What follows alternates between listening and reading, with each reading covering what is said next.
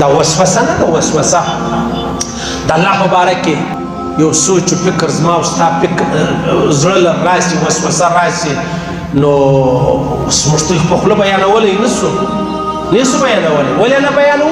بیریږو، موږ د خبره خو غلطه ده، دا خو ناجایزه ده. د الله رسول وایي دا زورور ایمان دی، دا اوریجنل ایمان دی، دا خاص ایمان دی. او بیا که چیرې په زړه کې دا وسوسه راوګرځېدله، ده رد کړه چې نه، خبره داسې نه ده، دا خو خاص ایمان دی. ګورئ پیغمبر علیه السلام مبارک لره کسان را ویلې ول یا رسول الله داسې ناوله د خبرې مې دا فکر و سوچ و زړه ته راځي چې د کولو نه دي. له اسمانه رایلسم پر مځکه ونښلم، دا ښه دی، نه دا چې دا زما زړه لره کومې وسوسې و خبرې راځي. پر ژبه باندې سکروټه کښېږدم، دا ډېره ښه ده، نه دا چې دا زما فکر لره خبره راله. د الله د وحدانیت په باره کې کله کله سړي ته یو شک و شبه ولویږي.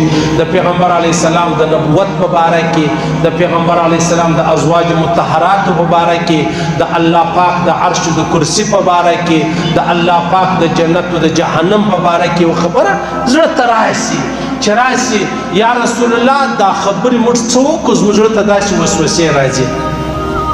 پیغمبر علیه السلام مبارک ورته وپوښتل رښتیا؟ ول رښتیا د غي د ستا زړه دا خبرې راځي او ته وایې چې د اسمانه رایلسم پر خوله سکروټه کښېږدمه، دا وکم خو دا خبرې ونه کم؟ ول یا رسول الله موږ دا غي. پیغمبر علیه السلام ورته وویل ذاک صریح الایمان، دا خاص ایمان دی چې الله کوم ایمان غوښتی دی هغه ده.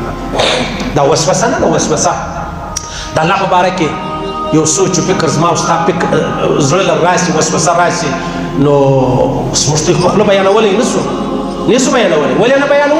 بیریږو، موږ د خبره خو غلطه ده، دا خو ناجایزه ده. د الله رسول وایي دا زورور ایمان دی، دا اوریجنل ایمان دی، دا خاص ایمان دی. او بیا که چیرې په زړه کې دا وسوسه راوګرځېدله، ده رد کړه چې نه، خبره داسې نه ده، دا خو خاص ایمان دی. ګورئ د الله پاک ذات وحدانیت دا موږ بغیر د دلایلو منو. چې یو سړی زموږ مخ ته کښېني، دلایل کښېږدي چې الله واحد لا شریک ذات نه دی، بس دا ورته وایي زه بغیر د دلیل د الله وحدانیت منم. زه او ته بغیر د دلیل دا منو چې زه د خپل بابا اولاد یم، ته د خپل بابا. که چا دلایل را سره شروع کړو بغیر د دلیل موږ صحیح شو، په دې خبره مې سر خلاصېږي. د الله وحدانیت بغیر د دلیل موږ منو.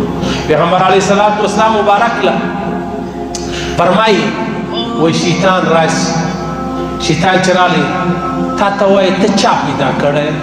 تور تو زما بابا وادي داسې واده وکړي، الله زه ورکړم. بیا درته وایم ځکه چا پیدا کړې ده؟ الله. بیا وایي اسمان چا پیدا کړی دی؟ الله. عرش چا پیدا کړی دی؟ الله. حتی دې چې ته راورسي چا شته وده الله نو چا پیدا کړی دی؟ خبره راورسېده او شیطان راورسول خبره اشته وده الله چا پیدا کړی دی؟ د الله رسول فرمایي قل آمنت بالله ورسله.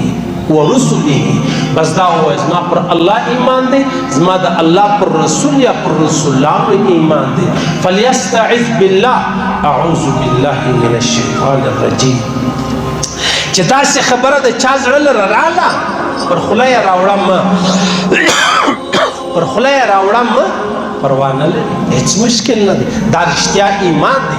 موږ ته زړه ته وسوسې رالوېږي، کله د بابا په باره کې، کله د ادې په باره کې، کله د رسول په باره کې، کله د فرشتو په باره کې، کله د جنت په باره کې، کله د جهنم په باره کې، کله د عرش په باره کې، کله د کرسي په باره کې، کله د پل صراط په باره کې، کله د حشرګاه د میدان په باره کې، کله د قبر په باره کې. بس څه به وایي؟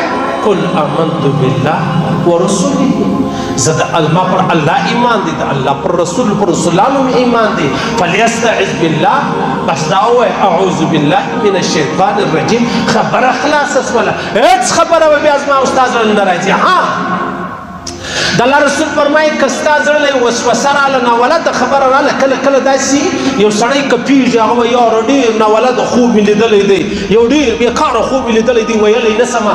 صحیح شوه؟ د الله او د رسول په باره کې یا یو سړی وایي زما زړه له ډېرې ناولده وسوسې راځي، زه ویلی نه سمه.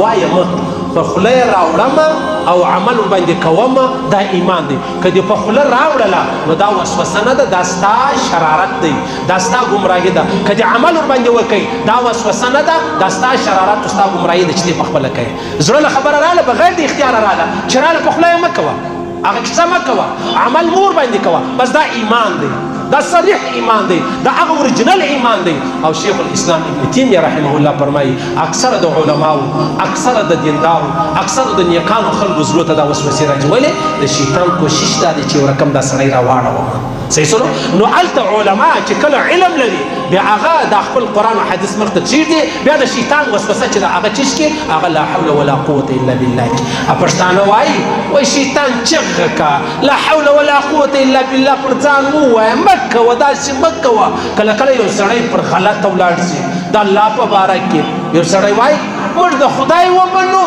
که د ملایانو د ومنو موږ د الله ومنو که د علماو ومنو موږ د رسول ومنو که د ملایانو ومنو سړیه کا که ملا د الله او د رسول خبره کړې وه بیا به د ملا خبره منې او که ملا د الله او د رسول خبره نه وه کړې ملا هېڅ کیسه نه لري زه هېڅ حیثیت نه لرم زه ستا د خبرې پابنده نه یم ته زما د خبرې پابنده نه یې خو ملا یو حدیث ووایي هغه د ده د مزاج خلاف وي ملا یو آیات ووایي هغه د ده د مزاج خلاف وي وایي موږ د ملا ومنو آیا که د خدای ومنو موږ د ملا ومنو آیا که د رسول ومنو موږ اوس حریان یو یا حرانېږه مه الله واحد لا شریک ذات تمام فرشتي حق تمام انبیا حق جنت و جهنم حق د قیامت ورځ حق قبر د قبر عذاب حق او مرګ حق پر دې ټول تقدیر حق پر دې زموږ ایمان دی نو چې کله د چا زړه له ناولده خبره راغله بس دا دی وایي قل آمنت بالله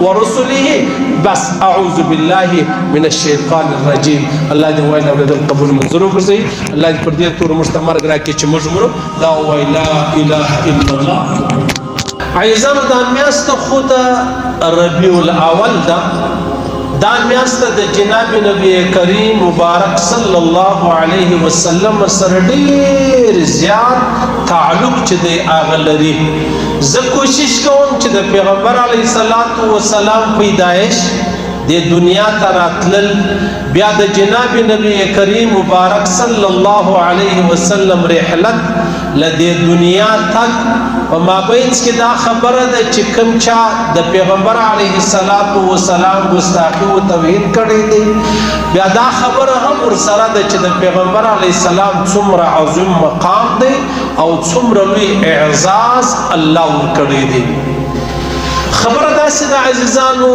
چې عبدالمطلب په قریشو کې په مکه کې یو ډېر نامتو شخصیت و قدردان میلمه پاله مهمان نوازه عقلمن د جرګې د مخ سړی ډېر وشار او ډېر پوه د دا وویلې د ځان سره نظر وکړي که الله پاک و ما ته لس زامن راکړو زه به په دې لسو زامنو کې یو لازمي د الله په خاطر زه نظر کومه دا به زه قرباني کوم دا به زه حلالوم دا به زه ذبح کوم طبقات ابن سعد مولانا دا ټولې خبرې چې دی هغه رانقل کړي دي خو خیر د الله کړولو الله پاک و عبدالمطلب ته لس زامن ورکړو حارث زبیر ابو طالب عبدالله ابو لهب حمزه او بیا د هغه څخه معبد غیداق بیا مقوم بیا زرار بیا عباس لس زامن الله پاک ورکړلو د اوس سوچ وکړئ چې یاره ما خو نظر کړی و ما قول کړی و ما وعده کړې وه چې زه به په لسو زامنو کې که الله راکړو یو به زه قرباني کومه نو یې سوچ وکړئ چې څنګه وکړمه نو قرار قراندازي یې شروع کړله قراندازي چې شروع کړله چې په دا زامنو کې به د چا نوم راوځي عجب اتفاق دا و د عبدالله نوم راووتی عبد الله بیا د ده په زامنو کې ډیر ښایسته، ډیر با اخلاق، ډیر دروند، ډیر سنګین، ډیر محترم ولو. نو حریان سو پریشان سو چې یاره په اولادو کې په زامنو کې بیا یو ډیر محترم چې ازما ډیر په قول دی او ما ته ډیر محترم دی دا د ده نوم راووتی. بیا یې قراندازي وکړله چې یاره داسې نه یې خامخا اوس څه پورته کښته به راغلي چې قراندازي یې وکړه. بیا د عبدالله نوم راووتی. هلته د نظر کړی دی، دلته د عبدالله نوم راووځي. عبدالله په دې ټولو کې نامتو دی.